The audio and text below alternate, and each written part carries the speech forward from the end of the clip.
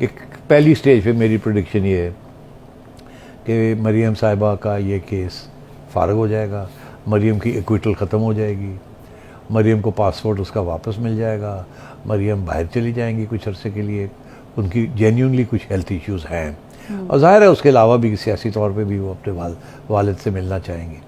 उसके बाद नवाज शरीफ साहब वापस आएंगे, जब वापस आएंगे तो उन्हें प्रोटेक्टिव बेल लेंगे, मरीम नवाज साहिबा साथ लेकर आएंगी, उनके फिर प्रोटेक्टिव बेल मिलेगी उन्हें, फिर वो अदालत में जाएंगे, फिर नैब को बुलाया जाएगा, नैब आएगी, नैब को पूछा जाएगा जी सबूत दें कि ये एवनफील्ड जो केस पैसे थे वो नवाज शरीफ के थे, और तो वो नैब के पास सबूत कोई नहीं है, तो फिर नवाज शरीफ साहब को ये केस ख़त्म हो जाएगा। इसी तरीके के साथ वो जो दूसरा केस है नवाज शरीफ साहब का अजीज़िया वाला, उसमें भी बड़ी दिलचस्प बात है। उससे नवाज शरीफ साहब को कहा कि ये जो स्टील मिल है सऊदी अरेबिया में, ये इसके पैसे कहाँ से आए आप बताएं। उन्हें कहा जी मैनू नहीं पता, मेरे प्यो की हैगी सी, वो फौत हो गए ने, उन्होंने पूछो जाके तुसी, तो मैनू क्यों पुछते, मेरा तो कोई रोल ही नहीं है, अगर है तो दसो की है। और नहीं नहीं नहीं यह किस तरह हो सकता, तो क्योंकि तुम्हारे वालिद साहब ने ये की थी और तुम उनके साहिबजादे हो तो तुम्हें पता होना चाहिए था, तुम्हारा भी उसमें हिस्सा था और हमें नहीं पता चला वो पैसे वहाँ का कैसे गए और क्या हुआ, तो इसलिए आपको भी हमने सज़ा दे दी। अब वो भी जाके वो भी सज़ा ख़त्म हो जाएगी। तो मियाँ साहब के ख़िलाफ़ अब तीन चीज़ें हैं। एक ये उनकी डिस्क्वालिफिकेशन इकामा वाली कि जी आपने एक इनकम थी आपके पास और वो इनकम आपने ली नहीं, मगर फिर भी नहीं भी ली तो दिखानी चाहिए थी कि आपने आगे जाके लेनी है, तो उसके ऊपर उन्होंने मियाँ साहब को डिस्क्वालीफाई कर दिया कि तुम सादिक और अमीन नहीं हो। एक वो केस है, एक केस है अजीज़िया वाला स्टील मिल्स वाला, और एक केस है एवनफील्ड वाला। ये दो तो फारग हो जाएंगे अगले 3 महीने के अंदर अंदर, ये केसेस फारग है, मियाँ साहब वापस आ जाएंगे, फिर कन्विक्शन रहेगी वो वाली। मगर अब बड़ी इंटरेस्टिंग बात है तुम्हें बताऊं, क्या वो कन्विक्शन है डीम्ड इनकम वाली, कि जी एक इनकम थी जो आपको आनी थी मगर आपने वो इनकम डिक्लेयर नहीं की, वो आपका एक असासा था, इसी के ऊपर उनको अंदर किया था ना, डिस्क्वालीफाई किया।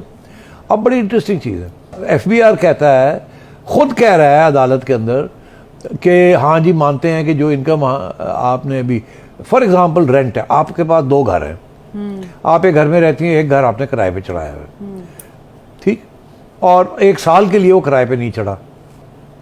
FBR कहता है कि हमारा आपका ये घर है, ये खाली तो नहीं पड़ा हुआ, इस पर तो आपको रेंट आ रही होगी, तो आप हम समझते हैं कि इसकी रेंट जो है वो 2 लाख रुपए महीना है, तो साल की ये होगी 24 लाख। 24 लाख के ऊपर हमने आपको 5 लाख का टैक्स लगा दिया। तो आप कहती है मगर मैंने तो किराए पे नहीं चढ़ाया। वो कहने लगे कमाल हो गया, अगर आप किराए पे चढ़ाते तो आपकी ये इनकम होती, अगर वो आपकी इनकम होती तो उसके ऊपर 20% टैक्स बनता है। तो ये भी अब हाई कोर्ट में चैलेंज हो गया है डीम्ड इनकम, कि ये इनकम आनी थी जो आई नहीं, मगर हम उसके ऊपर भी अभी टैक्स लगा रहे हैं, डीम्ड इनकम। तो वो भी मेरे ख्याल छुट्टी हो रही है, ये जो पोजीशन है डीम्ड इनकम की, इसके ऊपर भी क्लैरिटी आ रही है।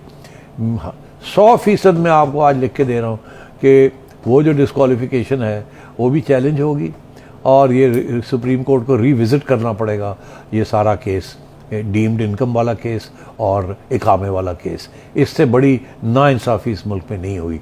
भुट्टो साहब के साथ हुई थी, उसके बाद ये सबसे बड़ी नाइंसाफ़ी हुई है, जो कि एक चीफ जस्टिस और एक बनने वाला चीफ जस्टिस दोनों ने मिल के ये इस किस्म की हरकत की थी, कंडेमनेबल इन द एक्सट्रीम।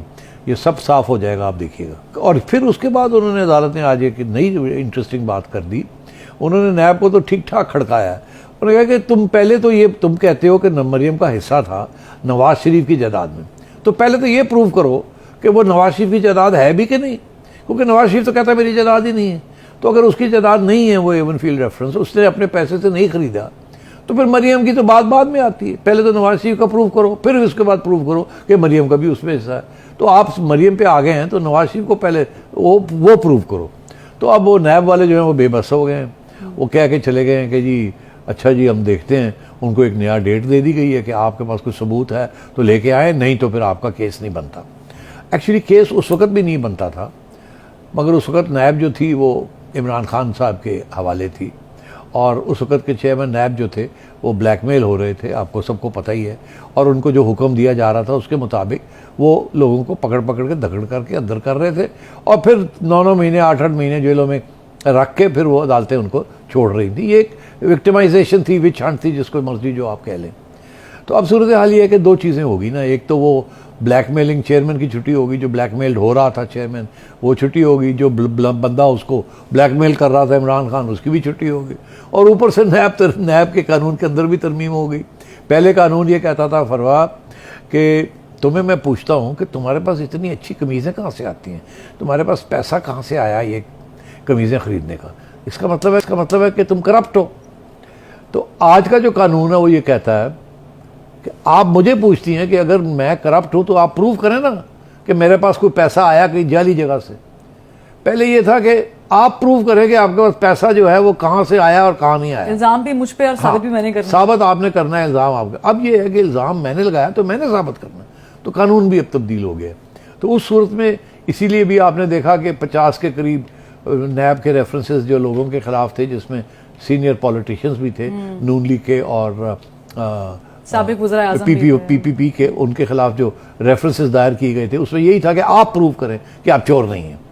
ऐसे है कि जी तुम चोर हो, तुम कहती हो मैं तो चोर नहीं हूँ, अच्छा जी सबूत दें आप चोर नहीं हैं। अब ये है आप चोर हो, तुम कहती हो मैं चोर नहीं हूँ, मुझे सबूत दें कि मैं चोर हूँ, तो मैं कहता हूँ वो तो मेरे को कोई नहीं है सबूत, मुझे तो आप शक्ल से ही चोर लगती हैं, इससे ज़्यादा मेरे पास कोई सबूत नहीं।